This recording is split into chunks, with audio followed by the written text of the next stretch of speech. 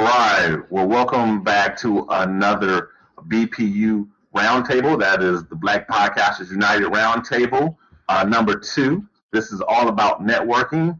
I am one of your hosts, Dino Red, along with my lovely co-host, Lavinia She Be Show Nuff of Just Thinking Out Loud Productions. Hello, everyone. All right. So what we're going to do is always we start off with introductions.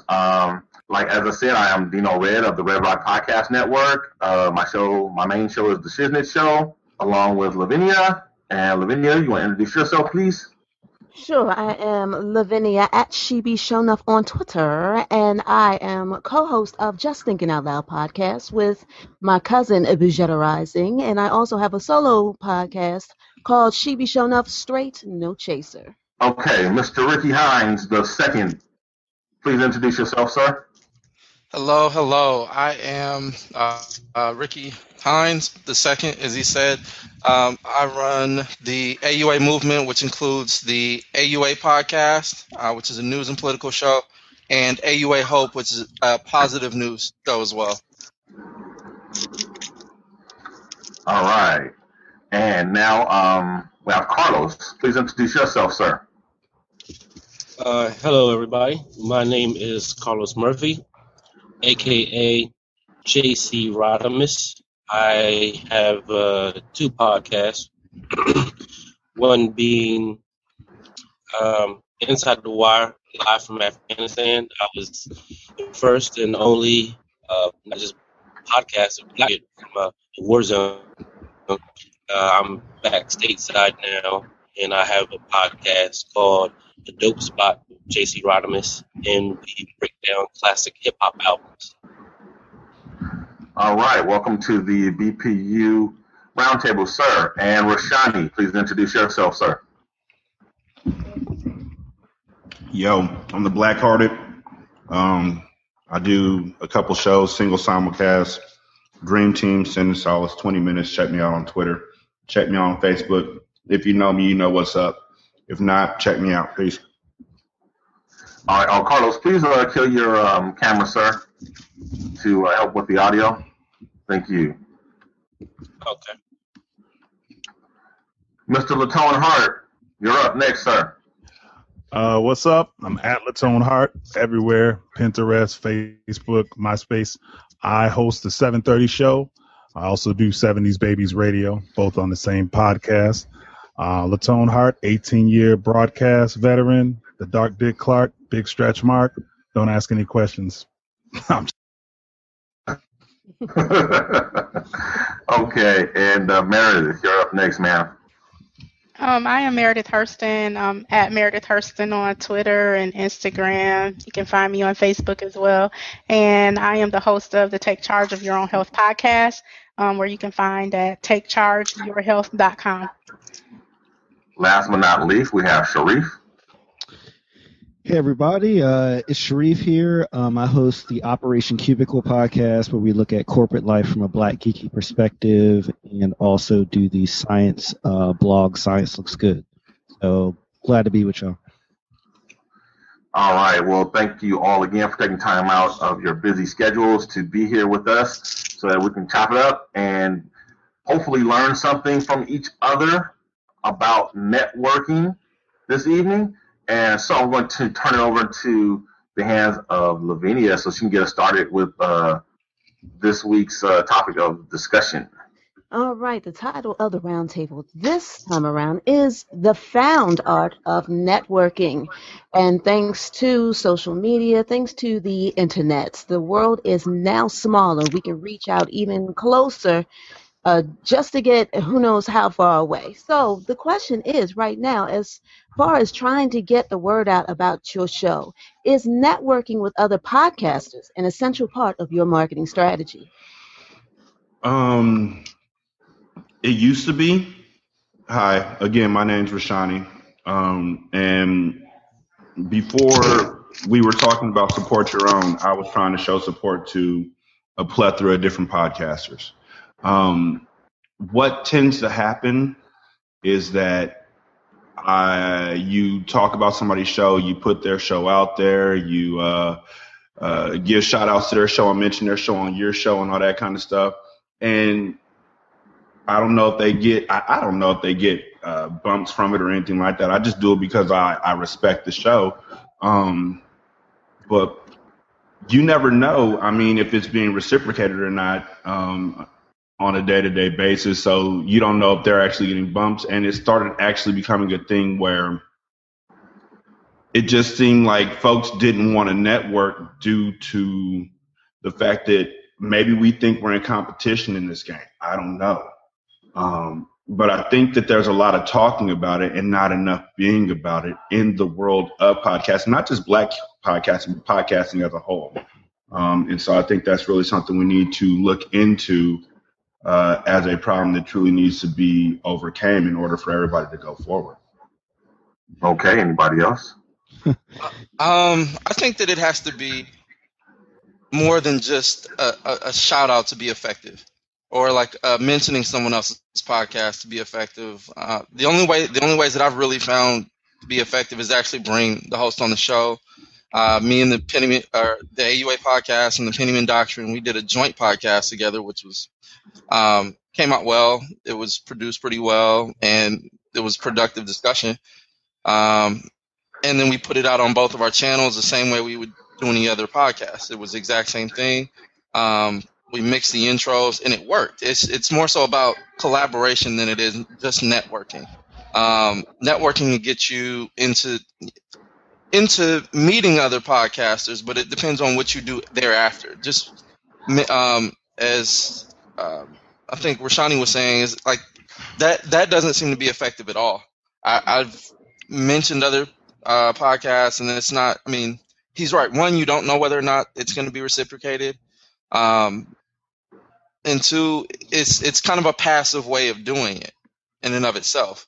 Dino's been on my show before, as has. Well, actually, I was looking to have Mr. Black, but I haven't had him on yet. There's a list of people that I actually would like to have on, but I think that's the benefits of networking, not just mentioning someone's show and then hoping that they do the same and you get bumps from it. Well, Rick, I'm not sorry to interrupt. I agree wholeheartedly.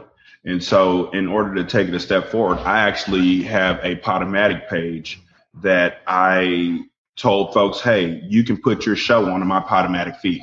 I'm just going to completely be about it. You know, I want your show to be great, but in order for your show to be great on my feed, you have to actually talk about my feed. I put like 3 people's shows on my feed. Nobody said anything. It just sat there. So I think that the situation is folks are passively hoping that this networking will work. We don't want to actually take the true steps forward to see it through. Like you having folks doing the collaborative shows, that's a good thing. I think that that'll actually benefit both sides. But if one person is doing the work and the other person just waiting for the world to change, then nothing's ever going to happen. This has to be something where the whole group wants something to happen going forward. And I think that the Black Podcasters United page is honestly like 4 people trying to make the world change and 216 people saying like for a like. I don't know. I like the networking. I do it out of integrity, but I think if I listen to a podcast and I listen to Ricky's podcast and I hear Dino on there, it makes me interested enough to go listen to Dino. And then does Dino hook me in? I don't know that if I'm on someone's show, it's their responsibility to promote me. Hopefully I get a click and when I get that click, hopefully, you like what you hear. But I don't have a problem with people come on my show and I shout them out, and I'll shout everybody out every week. But we are all in competition, whether it's friendly competition or, hostile competition. We're all trying to win the most listeners and, make the most revenue. So I like the network. I love to talk to people and be on their show and bring them on my show, but I don't expect it to go beyond that. It's like fishing. Like you get a bite, now you reel them in. Yeah, I really don't see, I guess, networking as some of the more tangible things that you guys have brought up in terms of shout outs and, like appearances and stuff. I think that can be a benefit of it. But I think of it like when you're networking in terms of your professional career, like you're just making sure that you're in the best position to, if a job comes up, then someone will think of you first. Like it's not like you're like only going to people when you need a job. I think of networking in the podcasting thing as the same way.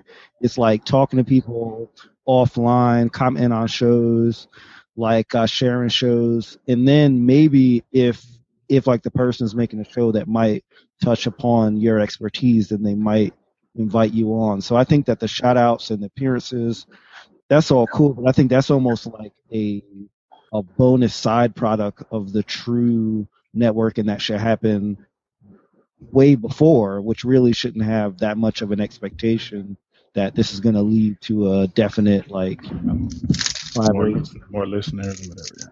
Yeah. Well, you know what, Sharif, I agree. In that sense, that networking is just about making those connections, but it's more so about making networking work for everyone. That's why I say like doing things that are active, with regard to what you do after you network is how it makes it a positive thing. You're just kind of networking around with just trying to get technical advice or whatever. Like these things all pay off, and a lot of it has worked for me. I know that I've gotten feedback from Dino and others as far as like just the technology that they're using to make your show better. That ends up in really more listeners because you have a better product, and that people are more likely to share. But that's the whole thing about networking is the goal of networking isn't to just get to know people. I mean, it's nice, but that's just having friends. That's just having friends. Networking is, as you put, professional, based on professional influences. And so, what you do with those is important. Is an important side of networking, or byproduct rather.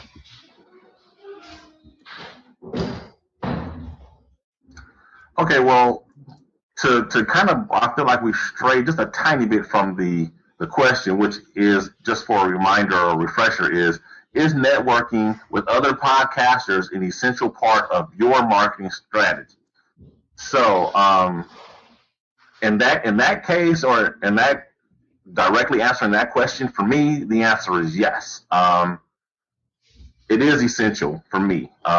Networking with other podcasters is essential part of my marketing strategy. And why? The reason why is because I feel like it is something that's beneficial to both. It's a quid pro quo. I've made great friends in this business, people that are genuinely my friends, that I really love.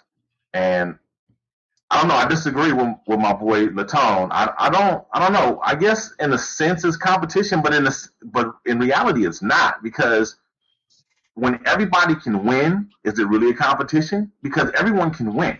Because there's no time slot to actually win. We're not competing, like on network television or terrestrial radio when everyone's on at the same time. Actually, where you can only listen to one person during that hour. You can only listen to that one person. There is a clear-cut winner. Whoever you choose to listen to has won that one ear from you. But because somebody can listen to all of us, for the most part, and even those of us who put out a lot of content like Twib and the Black Guy Who Tips and Chonella, people who put out more content than the rest of us, and you can't possibly listen to everything. You can still listen to some of their stuff, and all the rest of us. I mean, we're really not in competition, not really, and it's. I just feel like it's something that I also disagree with you too, Rick, a little bit that it does help. Shout outs help. I know for a fact because I've gotten feedback from people who told me they found me strictly from a shout out from another podcaster. Oh yeah. And likewise, I know other people who I have turned on to other podcasters because of the shout out that they heard me give the podcaster on my show. So it all works on different levels and different degrees. I just think the main thing is that we do it. You don't always look for an immediate return, but it just, I mean, at the same time, it's rude not to reciprocate. But be patient, give the other person time to reciprocate, and just and for some part, on some level, just do it out of the goodness of your heart, because it's a show that you really listen to and respect and like, and therefore you want it to do well, Okay, can I jump in for a minute, because I want to make sure that we don't go too much into the discussion about competition, because that is going to come up a little bit later. Yay! I mean, Yeah. Again, this is Lavinia, and as far as it being a part of my marketing strategy or my plans or things I want to use as far as a tool that I use as far as getting the word out, absolutely. Like, you cannot do this by yourself. Just trying to get out there and you can do all of the you can post everything on your Facebook page that you want to, but if you don't have people there to see it so that they can share it or at least click on it themselves and find out more about it, then it means nothing. Developing your circle on Twitter, developing it on whatever other platform, Instagram. This is how we can do it. And the internet makes it so easy now. So all you have to do is click share. You don't even have to say anything. And a lot of people are kind of willing to do that if they're not looking at it as, y'all say, competition. Now, it's also about relationship building. And I could follow a 5,000 people on Twitter if I want to, and they can follow me. But I find that those people that I really build relationships with, that I talk to, back and forth, and we have discussions, and I like their links and I share the link. That's when you actually find out who your core people in that network. Like right now, you're just filling up a fishbowl full of names and business cards. But once you develop those relationships, that's when you can actually use that network and put it to work, and those people won't have any problems sharing your link, bringing you onto their show, or even telling you what they do in order to make their show better, to help you make your show better. Right, and also all kinds. This is Dino Red again. Other projects and collaborations. Man, I am working on several things with BPU people. I'm working. I'm in talks with Ricky about one project. Latone and I are collaborating on the show next spring. And Lavinia and I, this right here, what we're doing now is a product of our relationship, our friendship that started out as tweeting and networking, and we've become friends, and then out of it, a project, came forth. So yeah, networking is great. So this is Meredith, and I'll weigh in. I definitely think there is power in networking and collaborating, as has been previously stated. For me, it's altruistic for me to shout someone out, like another podcaster out on my podcast. It would have to be natural and fit, like based on my topic, and I would expect the same of someone else. Like if their topic is like politics or something, I wouldn't really expect for them to talk about health or healthcare unless it's natural for their program that day. I think that's kind of where we get a little bit lost, and people feel like they're in competition because there is kind of no point. You're just shouting someone out to be shouting them out, and that doesn't seem as relevant. I disagree. I couldn't disagree more. I could not disagree more. I mean, to me, you're saying like if Latone's show or Derek's show or Tiny show, whoever show is not relevant to the topics that I'm talking about on my show, then if I shout them out, it's disingenuous, and I'm just shouting them out just to shout them out, and it doesn't. I don't understand it. To me, a shout out is it's its own thing, and it doesn't need to be connected in any other way. I'm not telling you what you need to do for your show. I'm just saying that I disagree with that ideology. I don't think that I've shouted out Ricky several times. Ricky's show is a hardcore, more serious, down to earth politics show. I won't call it he gets offended when I call it the Black CNN. I meant it as a compliment. I didn't, I took offense to it, and then I let it go. But his show is very serious and down to business, and my show is a lot of times buffoonery and and foolishness, where we have some seriousness mixed in from time to time.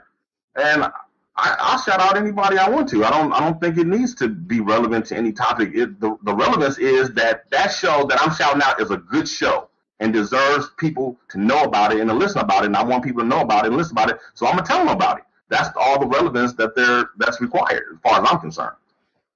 I mean, and that makes sense. And I feel as though if I don't think that my audience would appreciate it, it's not really something that I would bring to them. But if I think that it's a topic or something that I think they would appreciate, I would certainly say, hey, check out so-and-so at whatever show. I mean, there were times where I was trying to speak on a topic and I was like, you know what, I'm not even going to be able to do this topic justice. You need to go ahead and check out Straight Outta Low Cash when I was talking about Ferguson. You know what, I'm not even going to lie and try and say I can do a better job than somebody who's actually right there in the thick of it. You need to check out their show. Shouts out to them.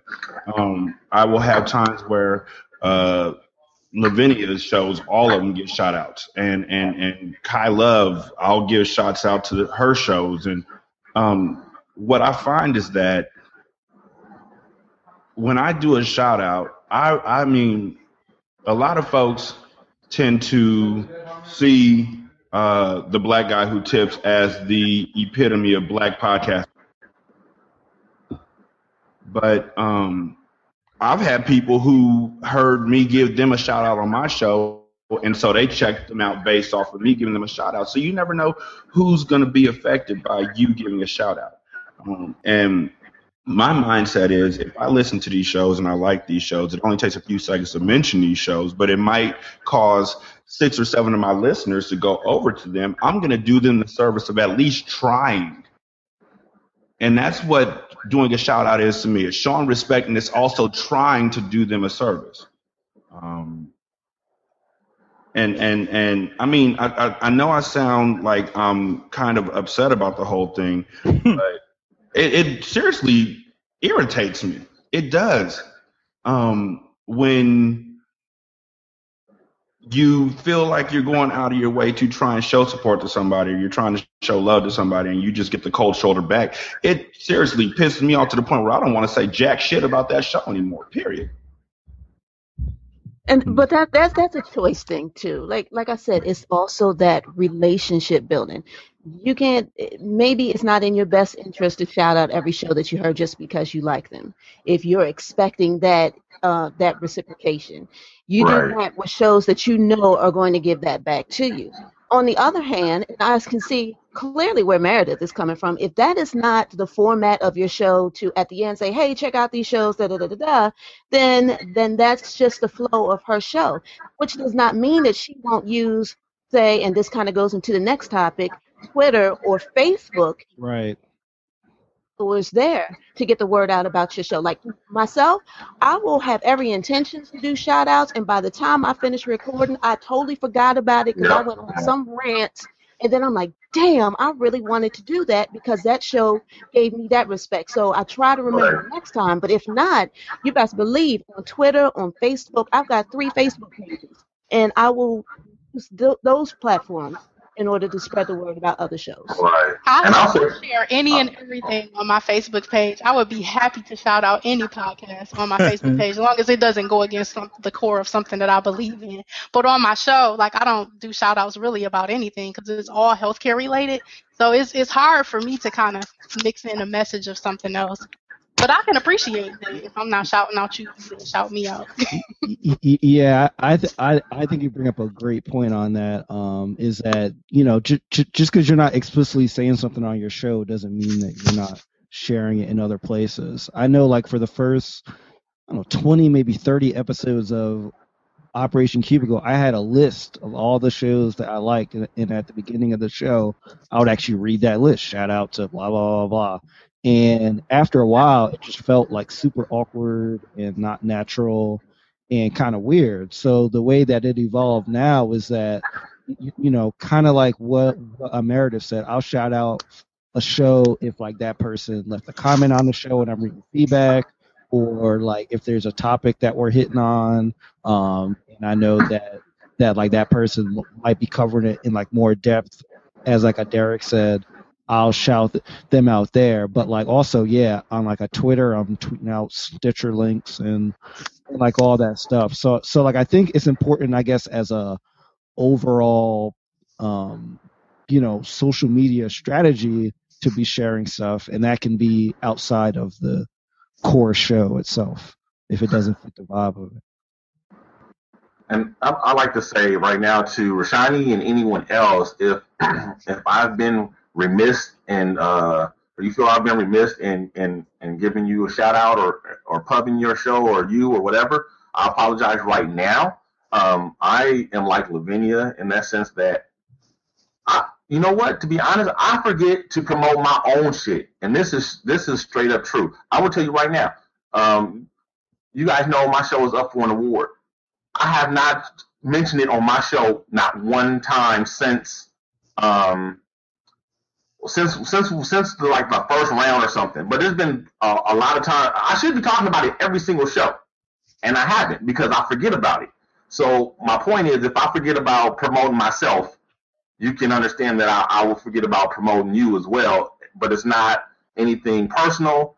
I will get to you at some point, and I do, people. I don't do them as regular as some people. I just I don't feel like I don't want to, like Sharif was saying, if you do this long list at the end or the beginning of every show, whatever, it gets to be burdensome and it feels tedious and not real, and then it kind of feels like people just don't listen, So I just do it when it moves me, and I just put it in where I mix it up. Sometimes I do it at the beginning, sometimes I do it at the end, sometimes I just do it in conversation when I'm talking about something that relates to a specific show, or whatever. But it's all good, There's people I've been on their show and I haven't had them on my show yet, but I'm working on it. It's not, it's not like it's not in the works or I'm not planning on reciprocating. It's just that, you can only get one person on at a time, and there's, I'm working on some technical issues with the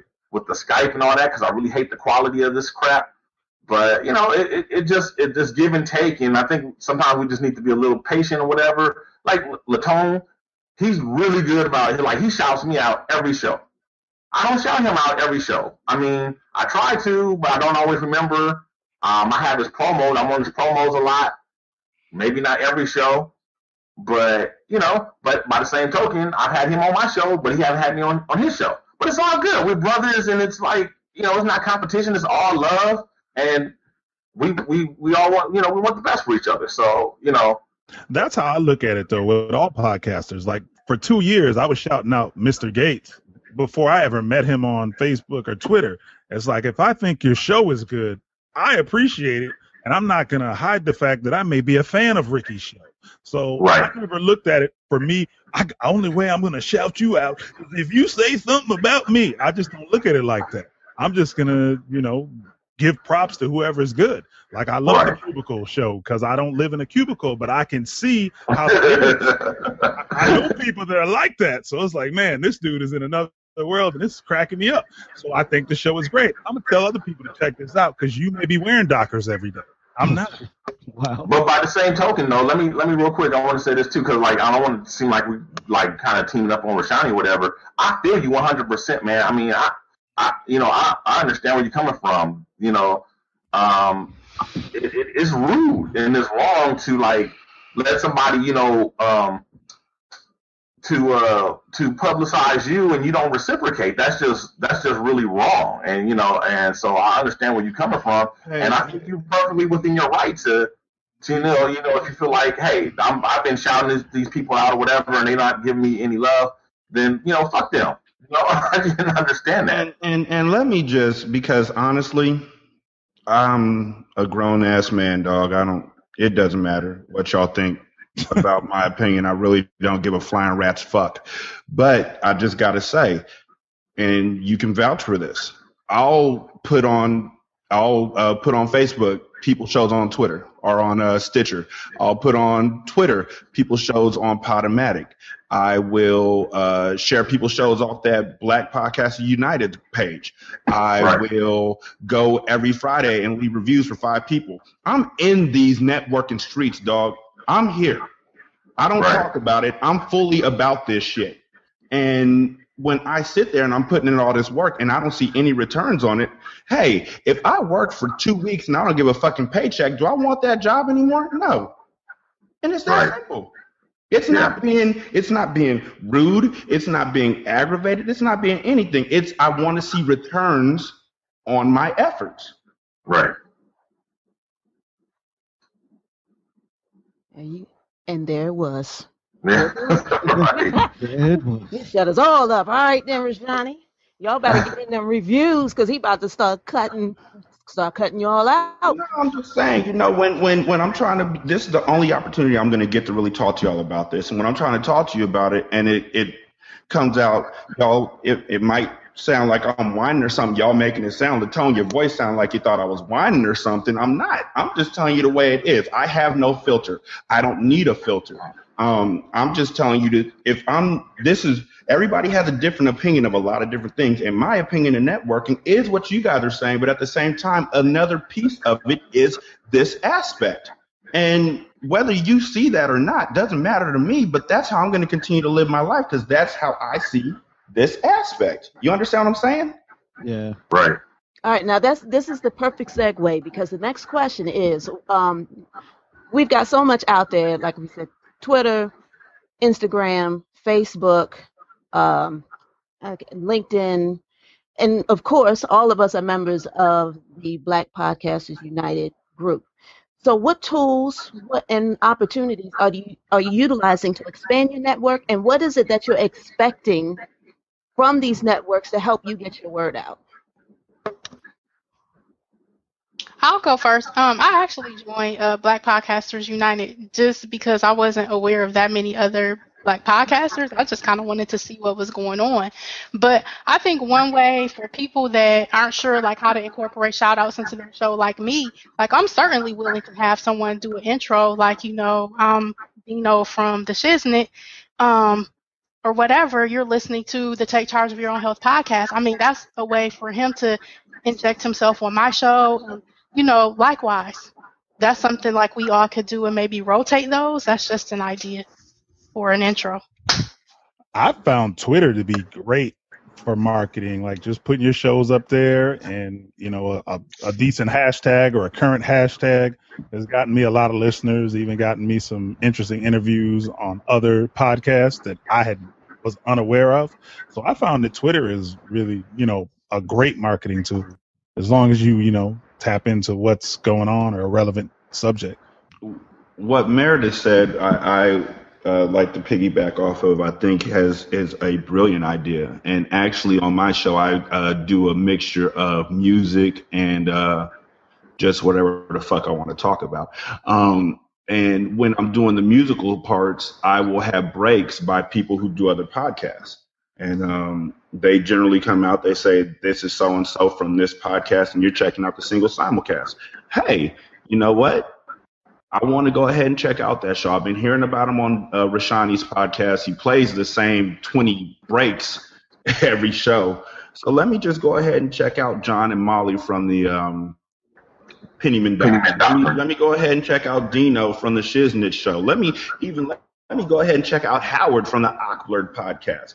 And it's a 5-second spot, maybe 10 seconds. I tell them you can say whatever you want as long as it ends off with you're listening to single simulcast. And I think that that's an easy way to not really interrupt your show, but get other people's voices out there on your show as much as possible. I agree. Promos work. I mean, they work in radio. Yeah. They work. Yeah. Especially when you got a really good one like Latone's. Yeah, and like I think in terms of using networks, I think in terms of using networks like Twitter, I think there is an advantage to sort of just like tweeting out sort of the auto formatted kind of Stitcher thing, but there's also an advantage of like, if you hear like like a topic that like you really like, or like even like a funny joke, or like something, I'll actually send that out and link to the show account or like something like that. So it's not just like listen to the show, it's like actually like contextualized, and I found that, that like I've gotten feedback on that, I've had people come to my show because people have like done that, and I've introduced new shows to other people because like a lot of people almost filter out a tweet that looks like it's just like check out this show. You know what I'm saying? Agreed. They don't always filter it out, but I think kind of a mixed assault of like those plus like more like contextualized tweets and stuff is like kind of a win.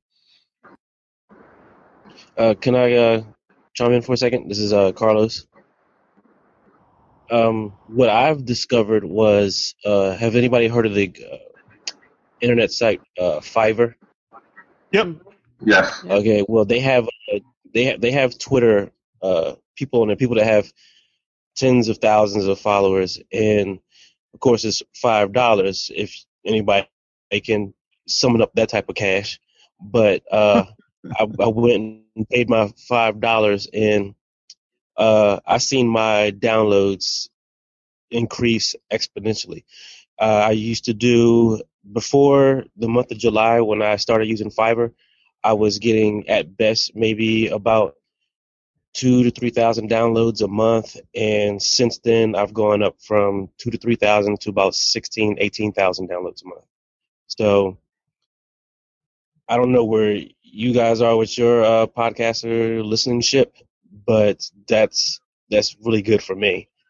And Whoa, buddy! That $5 is a leap of faith there, but I always thought Fiverr was about selling like businesses or like companies or services, though. It is. It's selling services. So there's people that have, 90,000 followers, 110,000 followers. So they will tweet out for $5, depending upon the person.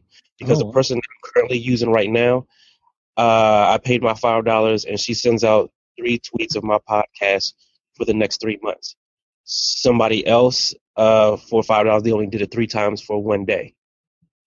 I also am using somebody. Is everybody here, or there's other people here in the Washington D.C. area, correct? Mm-hmm. Because I'm Maryland. in D.C. right now, and Yes, I'm in Baltimore. okay. Give me some crab cakes. I went to somebody who has over 90,000. Can anybody hear me? Yeah, I think you're breaking up a little bit. Broke up a little bit. No, I was breaking up. Yes. Okay, try to do it again. I went to somebody who has a Twitter page, DMV, something up there. He has over 90,000 followers. I use him for the next 3 months for $5, but yeah. Sounds like your mic is going lower. I don't think that's me. That sounds like somebody else. It did just get somebody new though. Well, it looks like Dino dropped out and then he's coming back in. But Yeah. Dino, you might want to cut your video off. Oh, yeah. I'm sorry. I didn't know it was on. Get off that parachute, Dino. So that would be my advice for anybody wanting to increase their listenership, is to go to Fiverr, type in Twitter followers, and you'll see several your link. I mean, my motto in college was I'll try almost anything once, so.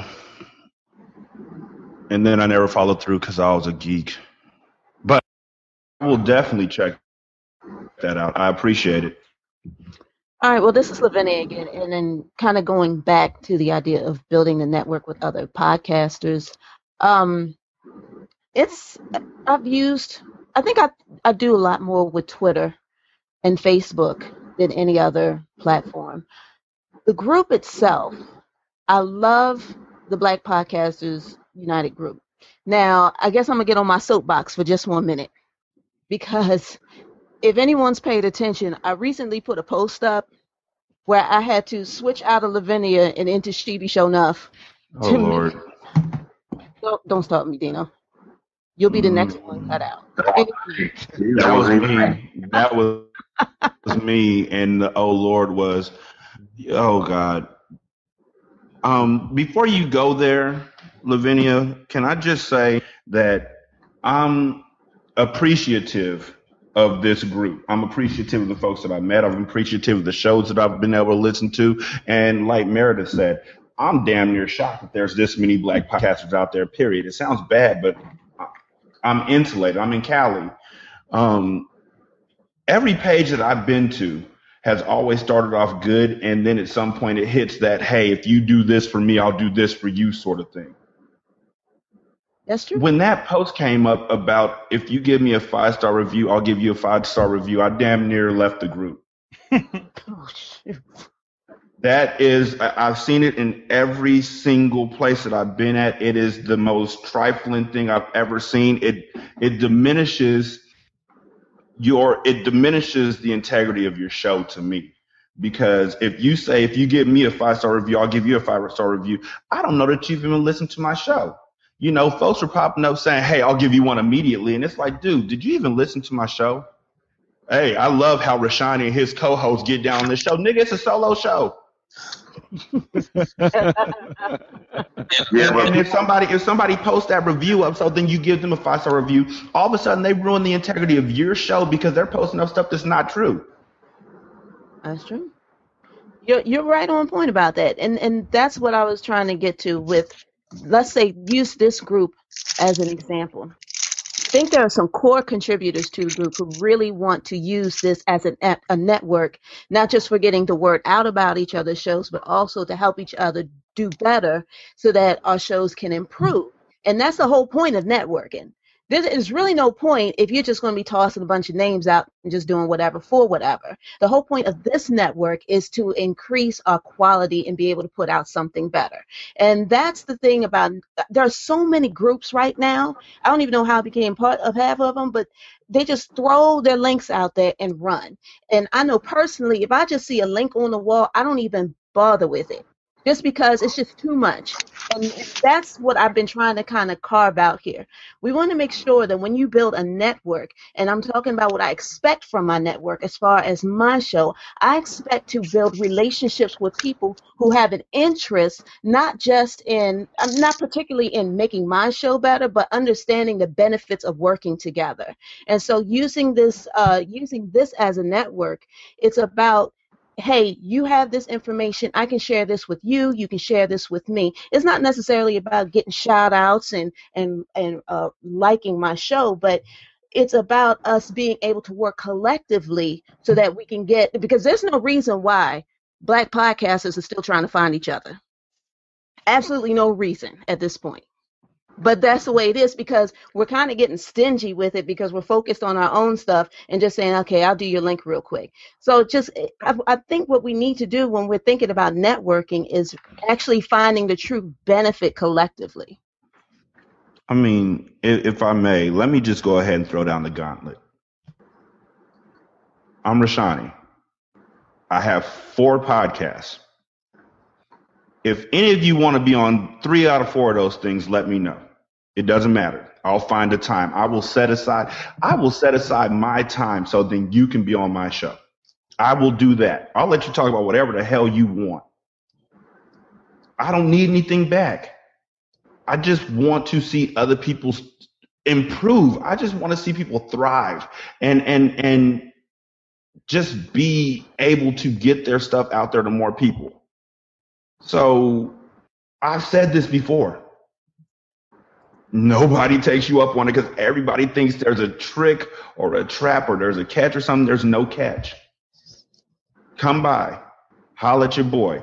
Dino stopped by and left out saying that nigga don't never shut up. But he can tell you straight out. He can tell you straight out. If you say, hey, I want to be on the show, cool, let's kick it. My shows are not elitist. My shows are not made to be better than anyone else's shows. I mean, they're made to be better than people's shows, but mostly they're just there to be informative and funny and maybe a little bit thought-provoking. But really, it's just me talking with friends. So if we're in this place and we're networking, and networking is supposed to be a professional setting to make friends, drop by. If not, no worries. But don't ever let it be said to all y'all out there listening in BPU land, don't ever let it be said that Rashani didn't say this. And if you're looking for me on Facebook, it's Martin Luther King, niggas. Yes, that's me. I'm in those streets.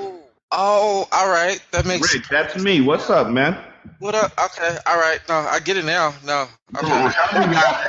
He was like, Rashani sounds just like Martin Luther King. Okay, see. Yo, Rashani got too many damn names. But seriously, I mean, it's not that difficult. If you want to network. If you don't, then don't. But don't stand in the pool and not swim. You know, don't just stand here because there's a bunch of black folks who are in here and you want to be seen. If you want to be out there doing something, do something. But don't just stand at the plate and don't swing the fucking bat. Damn. Or as my grandmother said, shit or get off the pot. Damn straight. I'm real talk. I'm so sincere right now because there's so many people in that room who are just waiting for somebody else to feed them. Everybody knows how to cook. We're all podcasters. We're all real in these streets. What's up, Ma? What's up, Amber? I see you. We all real out here. Let's be real. Get other people on your shows. Get on other people's shows, and let's not talk about it anymore. Do it. This week, try and have somebody on your show that you've never had on your show before. This week, try and review 5 podcasts you listen to, but you've never actually given them feedback. This week, tell somebody about 10 shows. Do something. Otherwise, you ain't doing shit for nobody but you. Don't be making sense, nigga. Don't. Completely uncalled for, sir. I don't appreciate it at all. I'm gonna go stand in the corner. I'm gonna go make me some red Kool-Aid. Hey, Miss Amber. Boy, what's occurring? Nah. What's up? Hey. Can I ask a question for Miss Lavanya? Sure. Hello. This is Carlos. Mm-hmm. I gotta say I was a little bit disappointed that you had to ask people to stop posting links. I mean, I know I'm a guilty party. I did it once, but the reason why I say that is because that was one way for me to find out about other podcasts, especially black podcasts. Could you tell me like why you were so anti posting your show to the BPU page? Okay. When you enter the group, and there is an about page that tells the rules for the group, and one of the big complaints a few weeks into the group was that there were so many links being posted to the wall that if anybody asked a question that was about podcasting or that's something that a discussion question, it would just get pushed down and you would never see it. And so Jay Mayo created one thread at the very top. It's pinned to the top of the page every week. And so if you want to post your link there, or if you want to see other shows, you can go straight to that link. And that way that frees the rest of the timeline up for us to have actual interaction outside of self-promotion. Also, Gil Laurie created a page that's for BPU members only, where you can post links as well. It's a fan page, actually, a BPU fan page. You can. I'm an administrator. Gil Laurie's administrator. Lavinia's an administrator. You can send your show links to us, or actually just send it to the go to the fan page and submit it via IM, and then we will post it to the page, because when we post it, it's there for everyone to see. If you post it yourself, which you're free to do, it gets lost over in the side, and it's all small and people can't see it. So it's better to have the admin post it for you. Okay, all right. I'm glad to know that.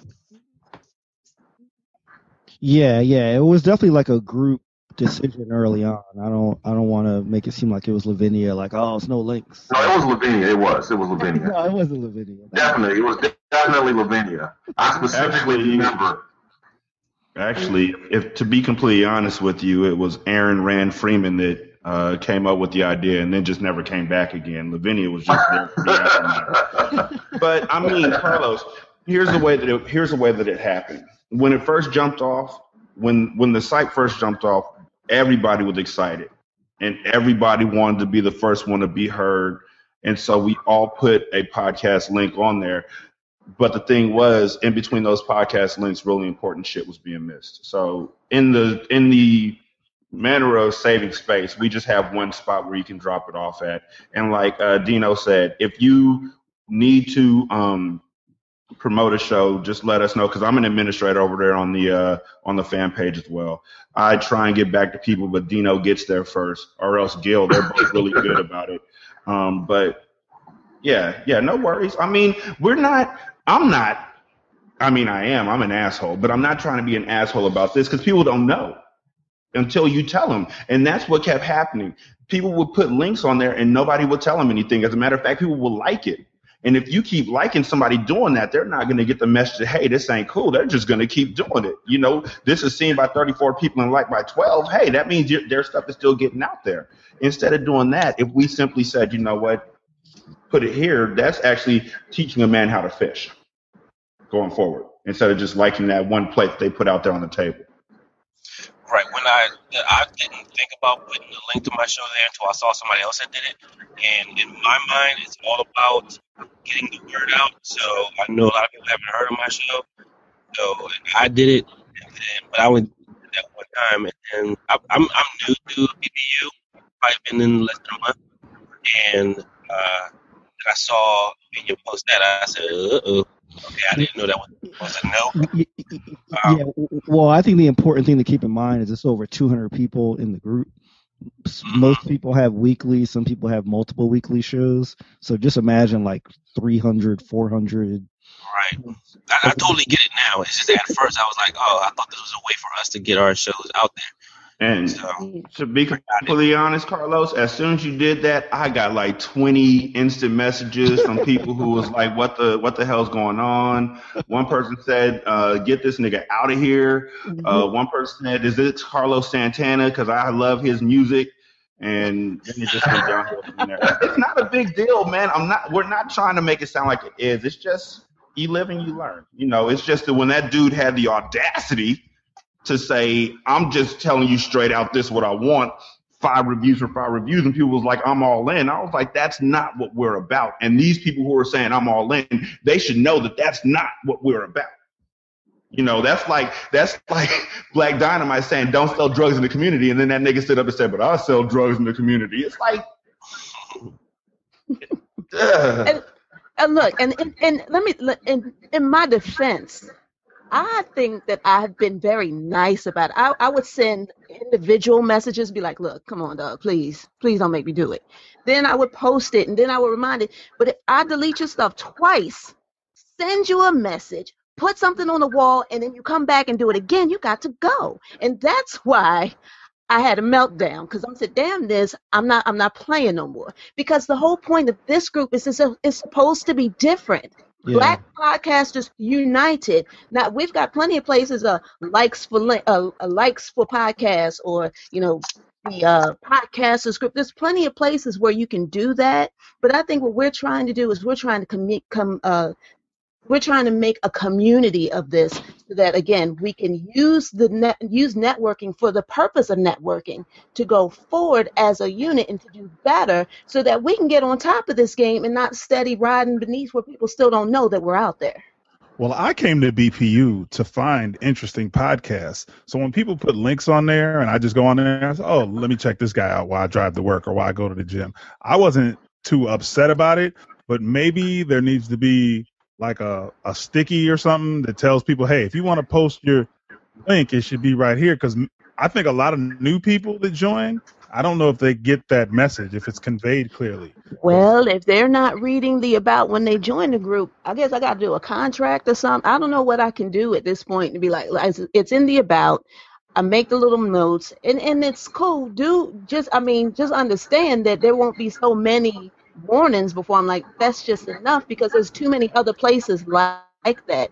We just want to do better. And if that's what you're looking for, and I'm gonna go ahead and put this out there right now because we got 200 some odd members, and I can guarantee you right now, maybe about 15% have been active in the last month and a half. If joining BPU is not, if you're joining BPU because you just want a place to post a link real quick, go ahead and drop out now.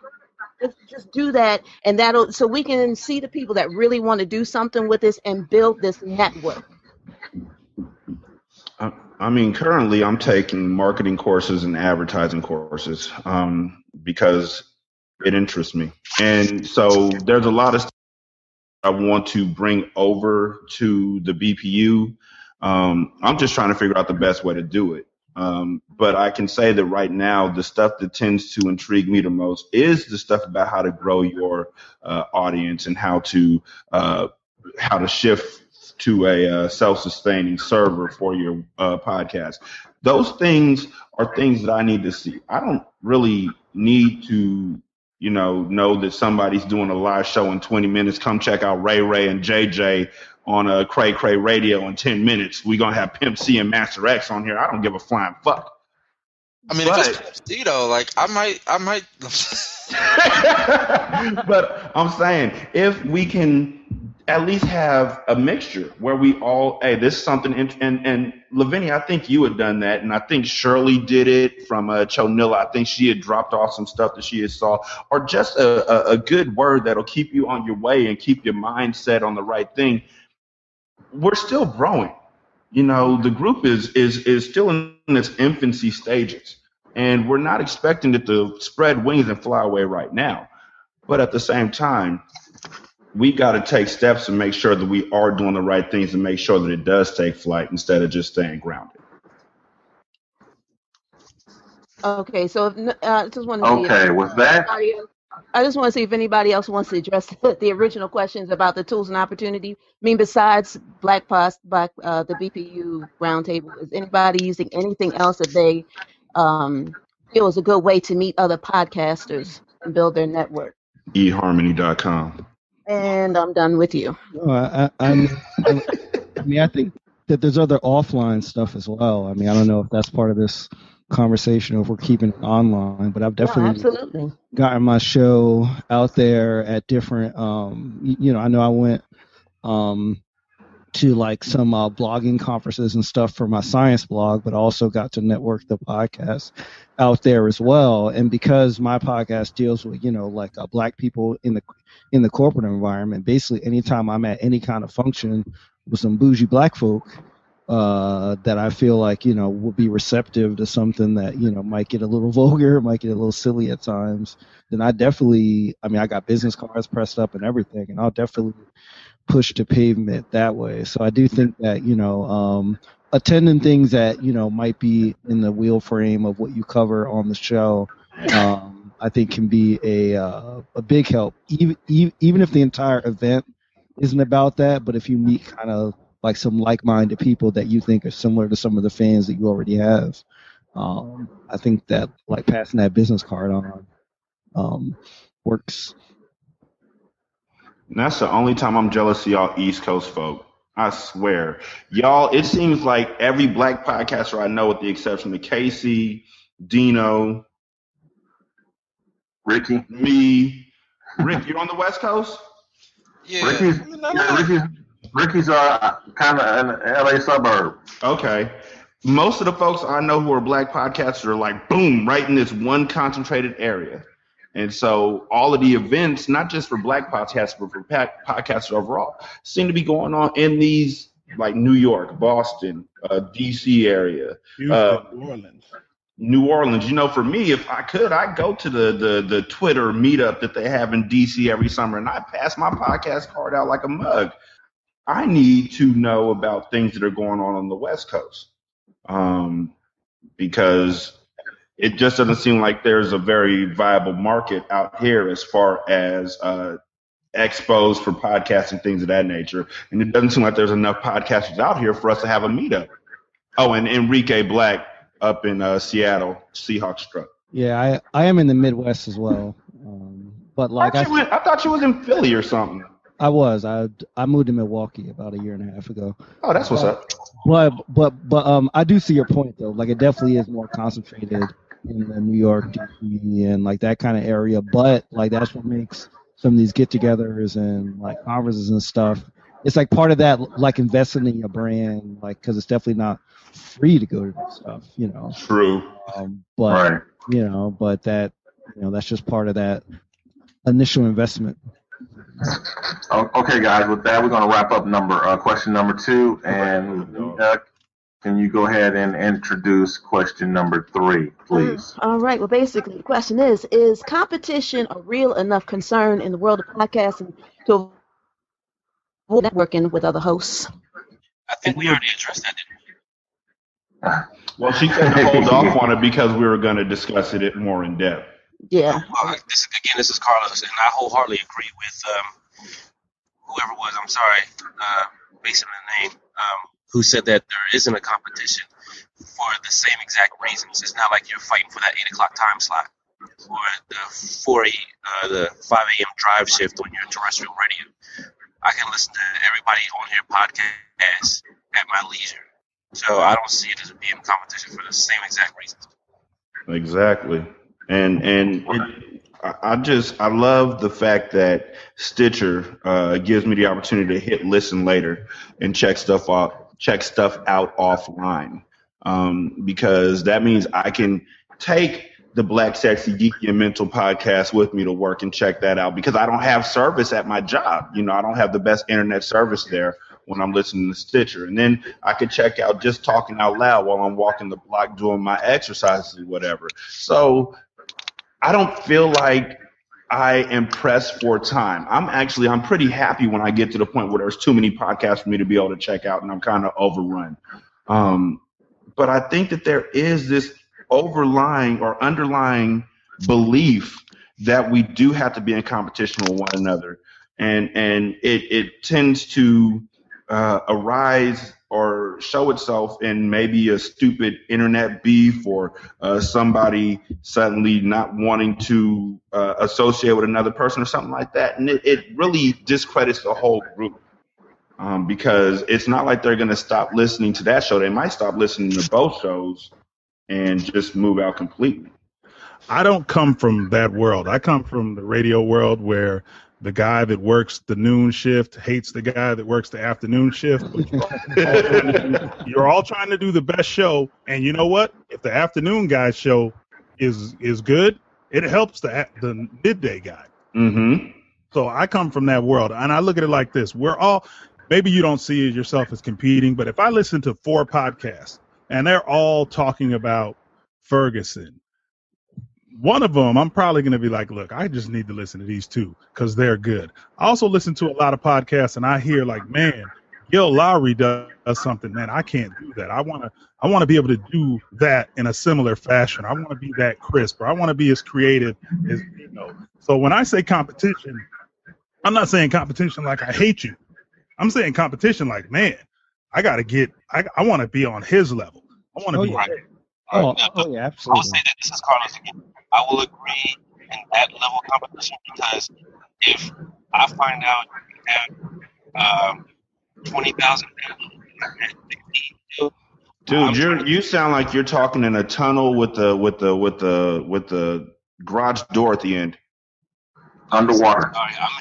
Put your hand over your mouth. Like you come in clear for like a few seconds and then you go right back out again. Okay, how about right now? Yeah. Okay, I'll try to stay in one spot. All right, I'm with that. When it comes to competition, if I find out that you have 20,000 downloads. Yeah, it's not working, man. Yeah. Sorry. I'm sad. I can't hear you, my friend. Hey, send it to me in an IM and I'll read it in a voice that makes Yeah. Write it. This is So, Meredith, and I I have have the a thing. mindset that there's enough room out here for everybody to be successful. So I don't really view other podcasters as competition for me. Exactly. And Meredith, I need to get you on my 20 Minutes podcast, because there's a few things I need to discuss. Yo, Okay. you know what? Wow. Honestly, there is some degree of competition because Yeah.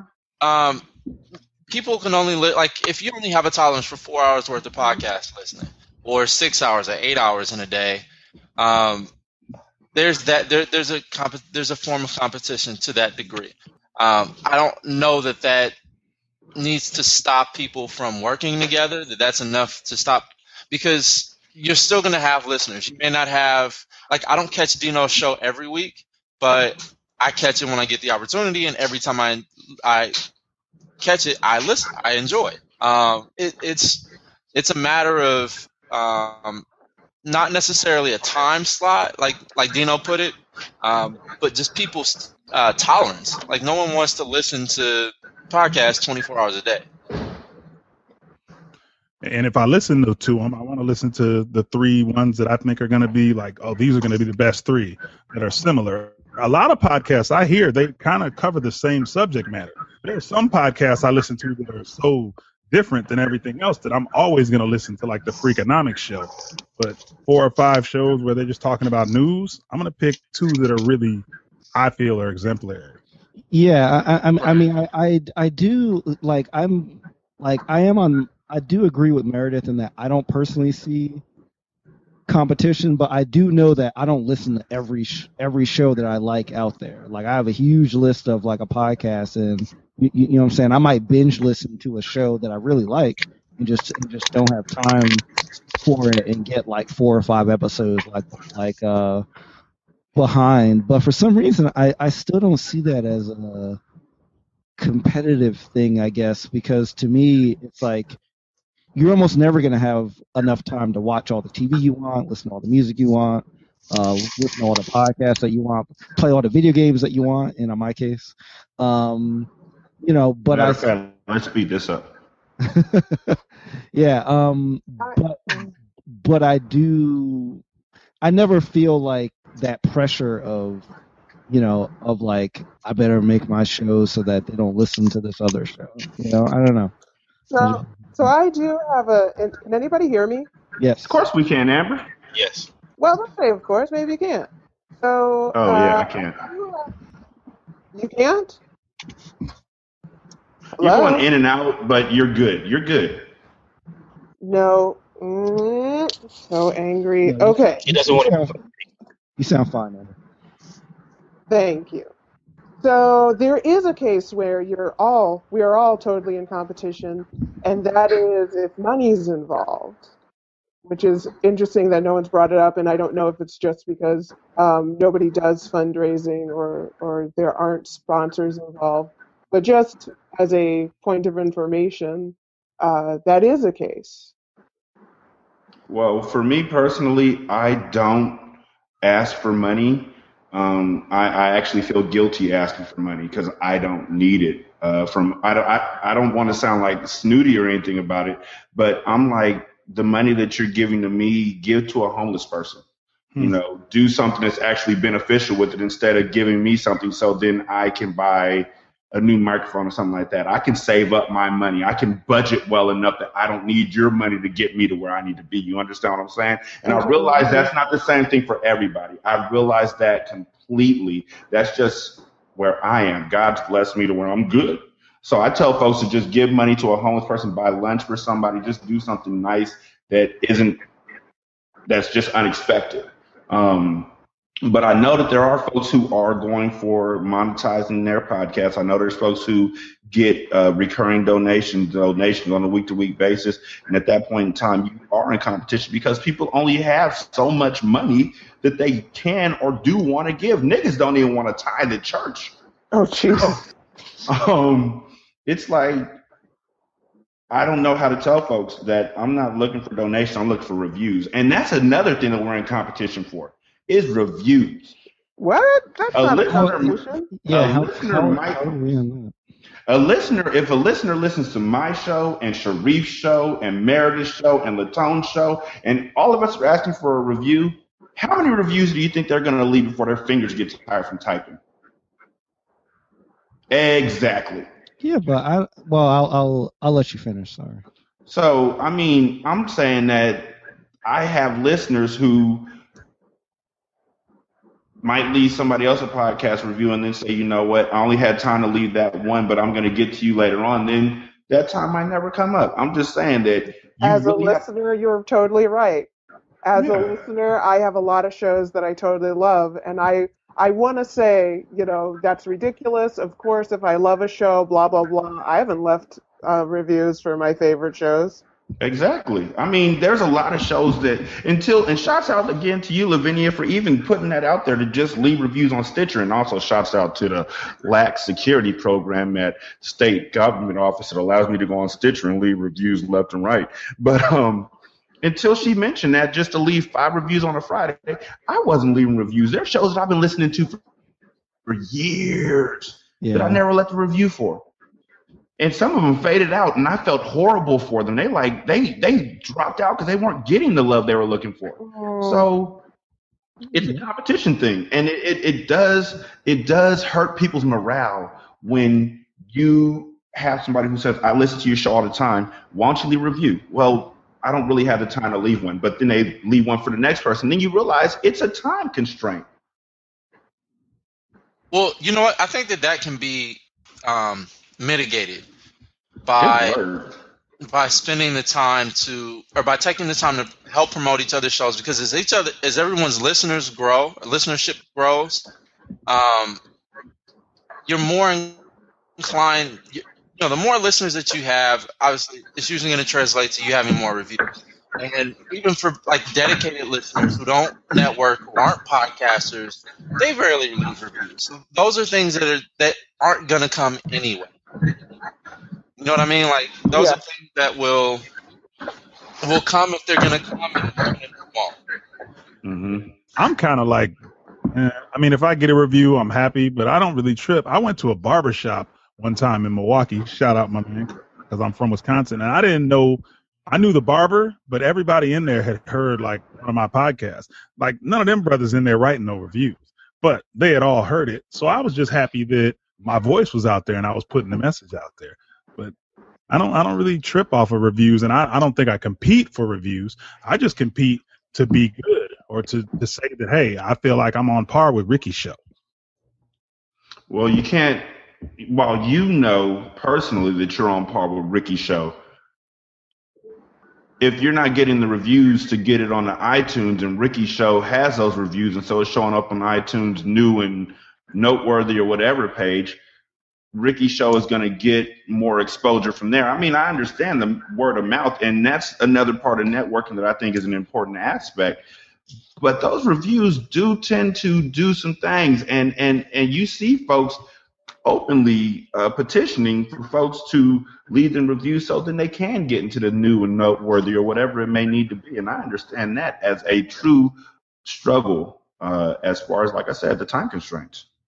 Well, Rashani, that kind of goes back to my point where if you're doing everything that you're supposed to do, like if you're one of those people who's getting more reviews than someone else, it means you have a larger audience. Then you bringing them on the show, or looking at asking people on your show to review their show so that they do. I mean, there's so many ways that you can do it when you're networking with someone, as long as you understand what they need to grow. Like, Mm-hmm. I guess one of the things I brought it up, but I don't think it's insurmountable. You know Good what I word. mean? It's like I have 2 fundraisers a year, and and I do okay. Like I don't do it every month, and I have a sponsor that I don't mention ever, and I do okay. And I have a benefactor now, so I don't have to worry about month to month stuff Good. for the podcast. So technically, that benefactor listens to other shows and told me so. Like, oh, I heard about you from another show. So he could have done that for another show, but didn't. He resonated more with my show. And so that means that that person isn't doing that for that other show. You see what I'm saying? Now, Yeah. that other show is doing just fine. But do you know what I mean? But it doesn't mean that there isn't enough to go around. It's just the question is about competition. And it's like, Well, technically there is, it just doesn't mean it's insurmountable. And I don't think that in general we're training our audiences to leave reviews for us. So that's why we're probably not getting them, because we're not doing a good job of training. So even though it is annoying. Like I said, I'm on this call. I don't market my show, so I'm not here really as a podcaster per se. I'm here as a listener and kind of giving my feedback as a listener. Is it is annoying to give reviews, but if we train people to do it and really put our back into it and, etc., then I think that there is enough to go around and that it is something that we can overcome as podcasters. This is Meredith, and as a listener, to podcasts, like I listened to Pat Flynn. That was like one of the first podcasts that I listened to, and he's big on like providing value, and he does it for free in most cases. So he like asks in exchange for, if you found great value, please leave a review about what you thought about the show. And I think that a lot of us could, approach it from that way instead of it coming like you feeling like you're begging or coming across to your listeners as, begging for a review or whatever. If you found value in this, please, leave us a review. Let us know what you think of the show or what have you. That is a great idea. Yeah, and like I'll say that the majority of the reviews that I've gotten on the show, I've like personally solicited the reviews. Like I've been like, hey, like I've noticed that like you've been listening, and I really appreciate if you leave a review. I mean, I think it really depends on your audience. Some audiences are just more engaged in that review space, but I think for the most part, in my experience, you kind of have to hustle a bit for the review. You can't really just expect if you put out a good product that people are gonna review it, because it's like along the lines. That's not people's nature. Yeah, exactly. It's like along the lines of what Derek says. Like there's shows that he's been listening to for years that he hasn't reviewed, but that I felt. I'm sorry. No, I was just gonna say, like, if you go on Amazon or any review site for a product, and you're likely to see far more negative reviews than good ones. It's because when things are right, things are good, people don't have a problem with it. But if they don't like something, then that's when they'll take the energy to let you know about it. And by and far, our shows are a product. So if they're happy with it, they're less likely to go ahead and leave a review. Now, sorry, go ahead. No, that's. I was just saying that's just human nature. Now the problem with, honestly, I did a show that was completely dependent upon reviews, and I loved doing the show. It was called Sin and Solace. I never got a review, not a single one. I know people listened to it. I went on Twitter and what I did was people who were following the page for Sin and Solace, I sent them DMs asking them to leave a review. Never happened. So it tapered off. And so I stopped really worrying so much about the reviews that I was or wasn't getting. But I understand that it's a big part of people's world. And people feel as a podcaster that if you're not getting review, people aren't listening. And we need to recognize that, okay, they are listening. They're just lazy. Is that why most people are podcasting, to get reviews though? Like I've never put such a big deal with getting reviews because working in radio for so long, people never tell you how great you are. They tell you when you suck. So I'm just kind of used to that. I was okay. If people aren't saying, "Oh, you're terrible," then I'm probably doing okay. I mean, but let's just look at what just happened on the Black Podcasters page, where the dude came in and said that he was looking to give 5 reviews for 5 reviews. People, this is a real concern for people. I mean, it may be something that they grow out of. It may be something that you've already gotten past because, again, you were in the radio or you did radio. But for new podcasters who listen to other podcasters, and these other podcasters are getting all of these reviews where they're doing feedback shows and all that kind of stuff, they might feel like an important part of my world. And what do I have to do to get to this point? Okay, I respect That's that. true. I can see that. That's true. And the other thing too is that some shows are more feedback oriented, and so Mm-hmm. if you don't have any feedback, then then the show dies. You know what I mean? Like, Yes, and if you have a plan for monetization and that kind of stuff, then the reviews become really important. Okay, this is Lavinia. I want to bring it kind of back to this whole point of this roundtable, which was about networking effectively, and building those relationships. Now, there's 10 of us on the line right now.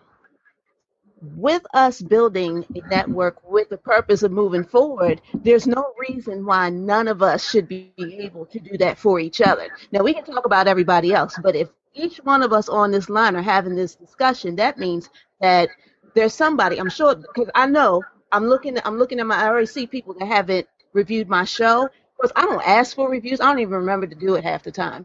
But the point is that if that's something that is important to you and that's something you want to do, if we can't train each other to do it, then we're not going to, and we can understand where we're all coming from on the whole review feedback thing, then just getting general listeners to do it is something else. So that's the whole point of this group. This is the discussion we have to have. If getting reviews and doing feedback is what helps you build your podcast, then that needs to be stated within the group, and to share that concern and try to get each other to say, hey, this is something that we need to work on as podcasters to support each other. And then once we kind of find other ways to filter that out to our listeners, to do a call to action, because I know some people might do a giveaway or something and say, hey, I think Jay Mayo did it. You give me 5 stars in a review, your name's going to go into a drawing for a $5 gift certificate to Starbucks, which isn't a lot, but people like free stuff. So, I mean, it depends on how important it is to you. That's how we get around to this point of doing better. We've got to have these discussions when we're building our networks, and not just kind of going off the handle one day all of a sudden because you've never actually been able to come together collectively to discuss it. I believe podcasting is the future. Yeah, and please don't think people are not listening if they're not giving reviews. I've had people send me like specific quotes from shows, and I'm like, I didn't know you were a listener, and like they were like, yeah, like it will drive you crazy if you're just looking at those metrics. And at the same time, in my darkest moments, because it seems hopefully the Lord will keep it away from me this winter, but every winter, in my darkest moments, I always find one new person who's like, you know what, I've been listening to your show for a long time, and it really does a lot for me. Completely, just unsolicited, not a review. I'm never going to get them to write that down for me. But like, I had a family member come up to me a few weeks back, and they were like, yo, the show that you did about domestic violence, they were like, that was big. That was really deep. And I was like, why the fuck are you listening to my show? And they were just like, well, I saw it on your Facebook page. And that really helped me out, So I feel weird asking people to leave a review because I'm not going to ask them to do something that I wouldn't want to do, which is take time out to type something up for somebody else and think of words, big words in my head. But at the same time, when I'm networking with like-minded people, you 9 people here are like-minded people, I would hope. We're all doing a podcast, which means we're all egocentrical assholes who want our voice to be heard, or we're helpful healthcare professionals, Miss Meredith. I'm over here trying to change the motherfucking world. I'm trying to change the world in this bitch. But to help people. I think that in this situation, we should be able to come to a understanding that, look, this is what networking means to us, baseline, and how can we get to a point where we're able to achieve what it feels like to us. Yeah, I mean, however, I wish I had come on the line earlier. I think that I don't agree with what I think a lot of other people, or not disagree, but I think I'm coming at networking from a different space, because for me, I don't do shout outs at all. And I don't, that's not my thing. But you And rap. yeah, and I don't really shout out my sponsor because I'm That's like, terrible. but like a new podcaster was starting, and I let them talk my ear off for an hour. And if somebody wants to, chew my ear off for an hour, I'm there. And if somebody needs this or that, then I can help them with that. You know what I mean? Like, See, there's different ways that different people can help each other. And I think that there's been a focus on networking being marketing. And I think that like, I went to this one networking event and I loved it, because what we did is we went around the room and everybody said how I need help. And then we went around the room and said how we can help. And so we focused, it felt like today has been about marketing, and now we're at the end and, whatever.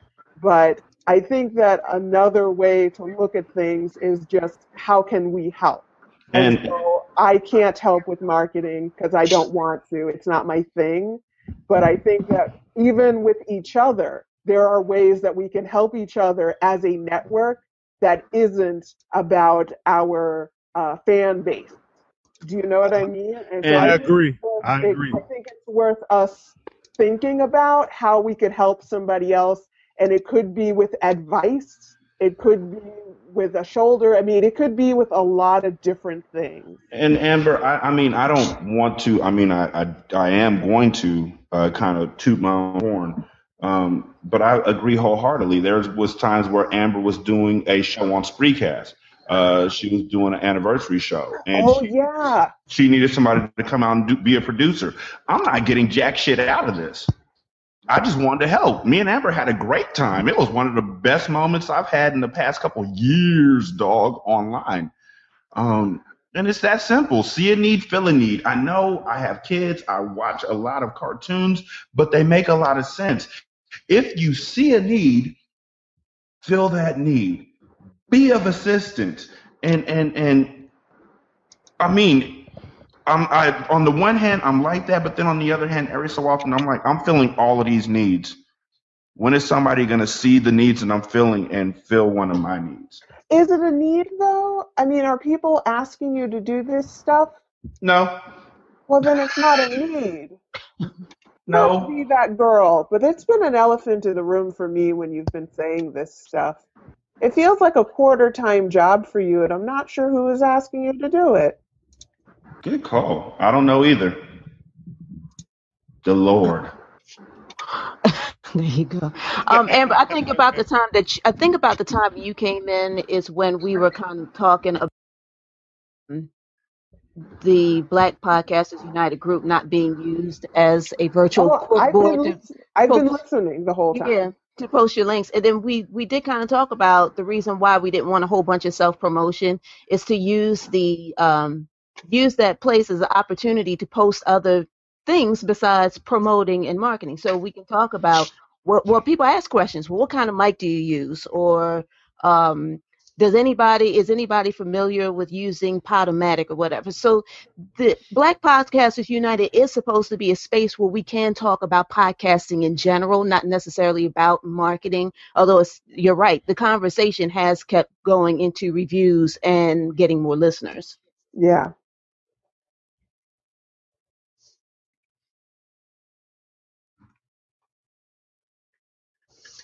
An awkward silence. It wasn't awkward. We needed No, a space, a container no, for the energy. no. I agree with you, Amber, as well. And like that was one of the points I made early on was that I think when I think of networking, I think of all that stuff before you get to the tangible reviews and that stuff. It's like building that relationship, advice, talking, just like saying like, "What's up? How's the show going? Like, how do you do this? What kind of mic you got?" Like I think your points are really important. You know, to like any kind of kind of building of a brand or a platform as well. So thanks for sharing those because I agree. I don't know if I can be heard. Can y'all hear me? Yes. Tim. Oh, okay. What's happening, man? I didn't know I could be heard. I've been sitting here quiet because I said my mic was muted. But anyway, I don't want to, and I'm in agreement with you, Amber. But at the same time, I don't want fulfilling a need to be mistaken for something that somebody has to ask for, because just through BPU and being used as a format where people can ask questions, sometimes I've got some information that I needed without knowing that I needed it. So I never thought to ask. So I think sometimes we can fulfill a need without someone else asking for that need to be filled, because we don't know that we need it until somebody gives it to us or somebody presents it to Like us. feedback. Like feedback, and like sometimes people just ask a question. There's been several posts on BPU that I said, oh, you know what, I can use that, and I read the article like, I never thought of doing that. Ways to grow your audience, ways to promote yourself, or ways. The Darth Vader. I was about to ask you. It sounds like somebody's rolling down the street with their windows open, Yeah, are you driving? sipping on gin and juice. Here's the ride, y'all. Yo, we're going on a ride. So yeah, some people just ask questions about different podcast formats or forms that they can use, and I just found things interesting and helpful, and I didn't know that I needed it, so I never would have thought to ask. So I think it's a good exchange of information. All right. Well, Dino, I think it's time for us to kind of wrap this up. Before we end it, I think there's one more topic that you and Ricky wanted to cover regarding the BP's radio station. Yes, so I'm going to go ahead and turn that over to Ricky and let him address that. All right. Basically, I don't know why the fuck I thought of this. I just thought of it. But the idea is to have basically an online radio station with all of BPU included, and we just schedule everything, make sure that everyone had adequate time slots to make sure that the shows get heard, and they have like a single hub in which to send listeners to, which basically, I mean, it just helps us grow, in all honesty, because if you have a more centralized way of giving your listeners helping to promote Black podcasters, then you basically do like Stitcher does, but for Black podcasters, or in this case, an online radio station. So I can't do this alone.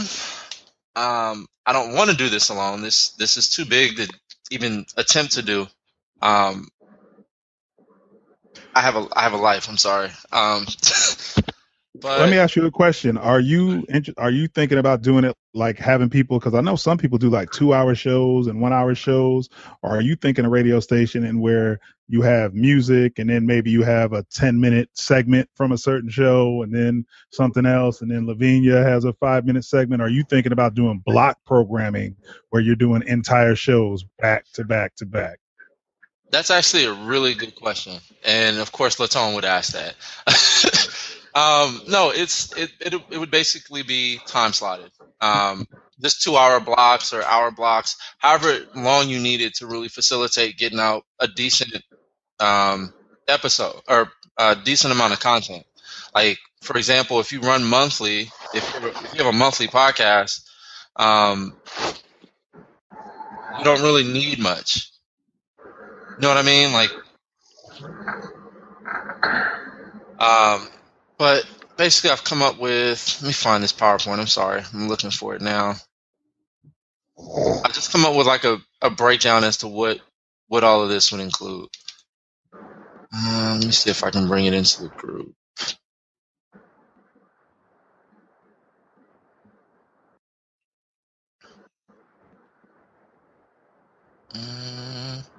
Sorry for the delay, guys.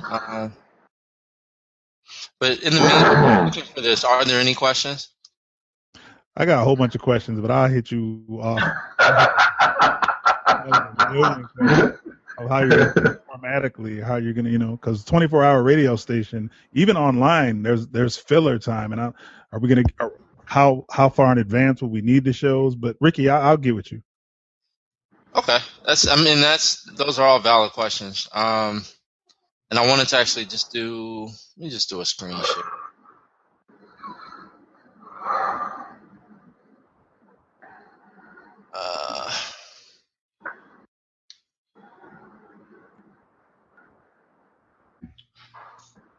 This moment of silence is brought to you by Single Simulcast. All right, so here we go. I'm sure in post-production, Dino will be able to fill it with some Red Rock liners or something like that. He's amazing at that. I got to hand it to him. All right, so can you all see this? Yeah, I can see it. Yes, sir. Great. Well, actually, it comes up and goes down. Yeah, I saw it for a second.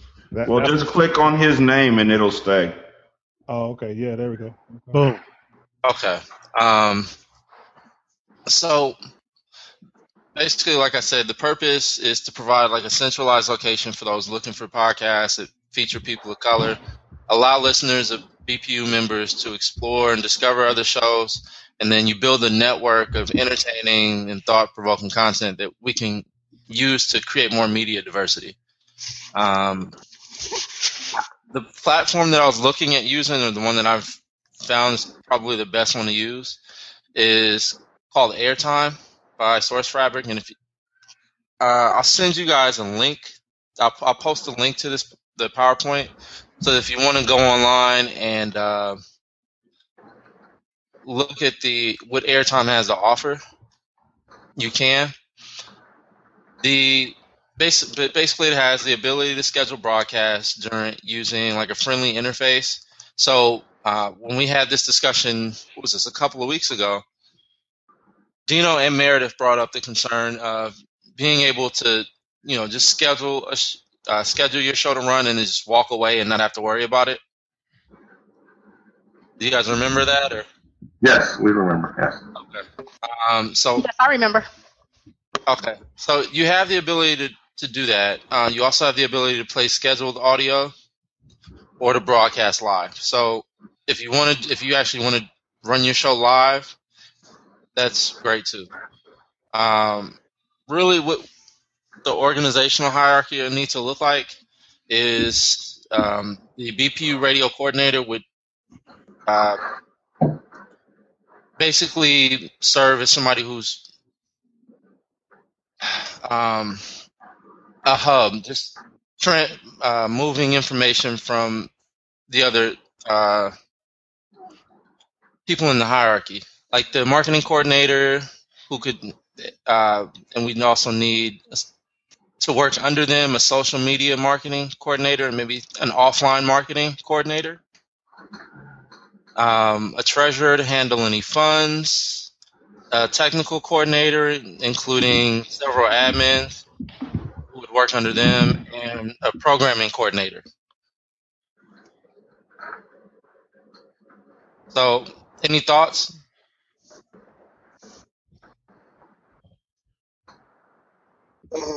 I like the idea.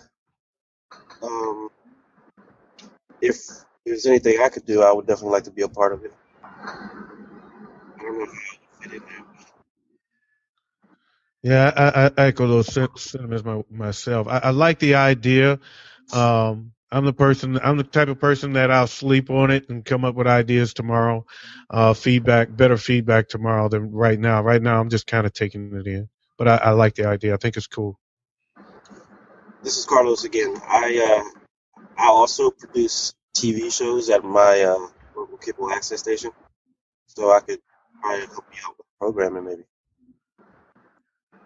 Okay, yeah, and I mean that's what I want to kind of discuss after you guys have had some time to kind of look everything over and see who wants to be involved. Because of course it would make sense that someone who's like Rashani is taking a marketing course, right? Yes, sir. So I mean, you may be able to at least provide some assistance in that area, even if you're not the marketing coordinator yourself. Yes, sir. and we just work off of each other. It's not going to take a lot from any one person to I get this mean, running. I'm committed, or at least I'm committed to the idea of helping out with this. I can't commit 100% of my time to it because I coach 3 basketball teams. I do Sunday school. I'm a parent and I got a job. Plus, I do her. But wherever And I you're can drunk help, again. yeah, and I strip in my part time when my wife asks me to. Whatever I can do to be of assistance. That's always my motto. If I can do anything to help us be better, I'm at that. Yeah, and I mean, I can understand that. That's the reason why I said that. That's the reason why I had the vision of being able to piece this out so that it only takes a minimal amount of work from all of us, because I'm in the same boat. Like, I thought of it and I was like, shit, this would be a great idea. Let me just ask about it. But the reality is, I don't fucking have the time to put it together by myself. It would, nothing else would get done. And so I don't, that's why I'm trying to split this up around enough people to where it gets done, but it's not taking from anyone. You know what I mean? Well, there's some programs that I'm aware of. One being Simeon, that you could download there, and all of us could have access to it, or maybe 5 people could have access to it, where we could insert shows, you could insert liners. But I think the main thing I'm thinking as I look at this is you got to kind of fix the guidelines. Is a show going to be 50 minutes? Like, nobody can submit more than a 50-minute podcast. That's kind of what I'm thinking. Like, it's got to have some uniformity Right. in order for it to operate. Consistency. You know, like, I still work in radio, so today I just was in it with a guy who's trying to go 60. You can't go 60 minutes, man. You got to go 45. We got commercials. A question I have, is this something you want to monetize? Because internet stations like this are starting to make decent money too. I want to be able to. Here's what I want to do. I want to be able to have us have the structure to do that.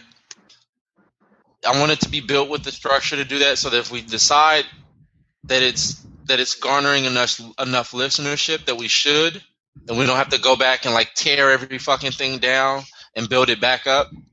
So the goal is to set this up to have legs, and so wherever we want to go with it, we can go with it.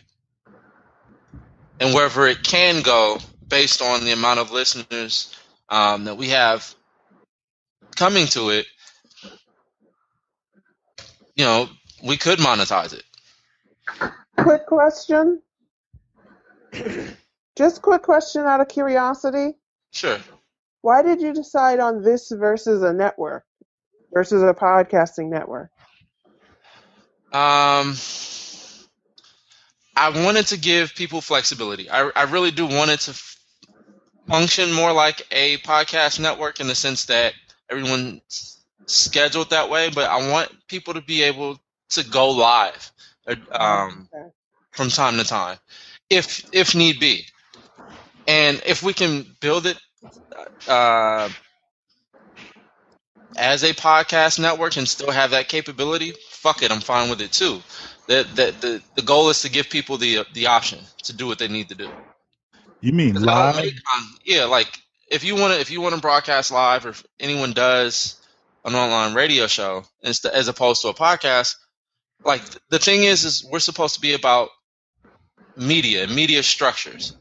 So why not just give people the freedom to do what they normally do, and let them make good content. I don't want to have to put too many restrictions on it to where we're exclusive. We're that exclusive. You know what I mean? Because that brings their listeners here too. Got it. What I like about the idea is I'm actually watching a commercial for this right now. Is more and more of the next years forward, internet. So you can go to the website that you're proposing and listen to this station as if it was regular talk radio, like it used to be. Talk radio's, dissipating more and more every year.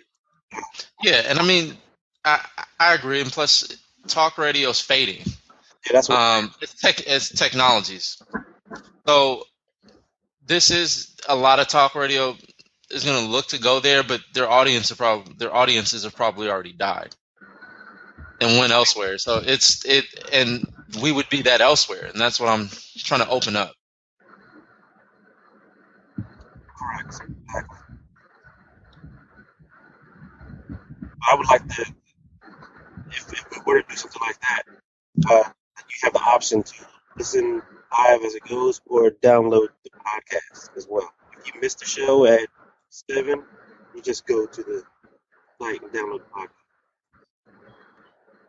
Well, yeah, or I mean, we can find a way to where it's not hosted directly from the radio station, but you post a link in the show notes to where you can download it.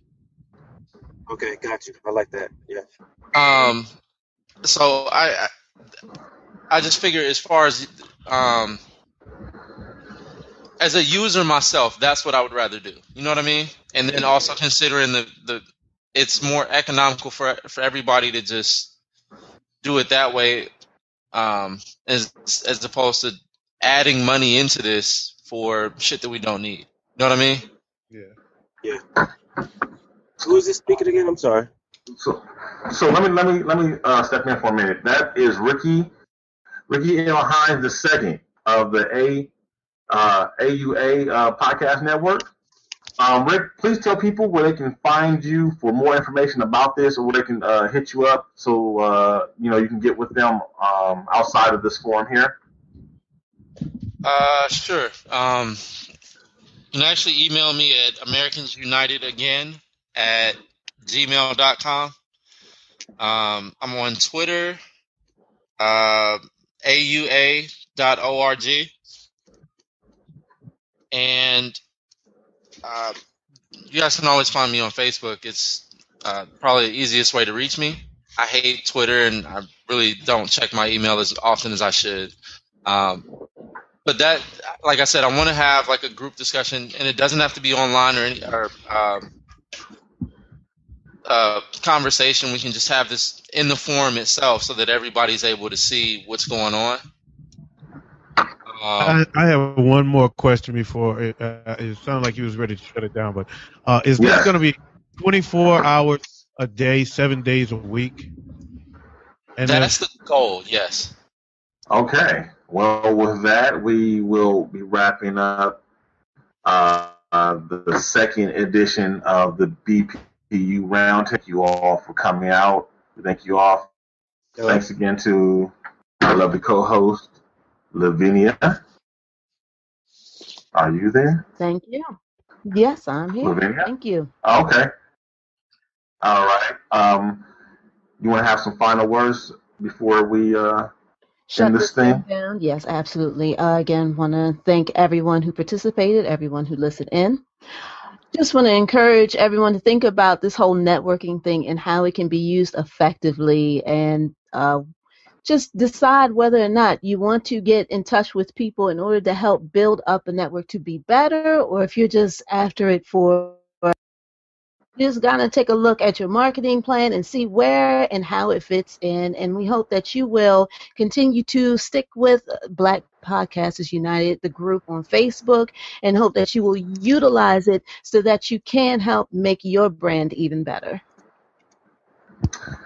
All right. And with that, for Lavinia, she be shown enough, the BPU, I'm Dino Red. We're out. Good night. Good night.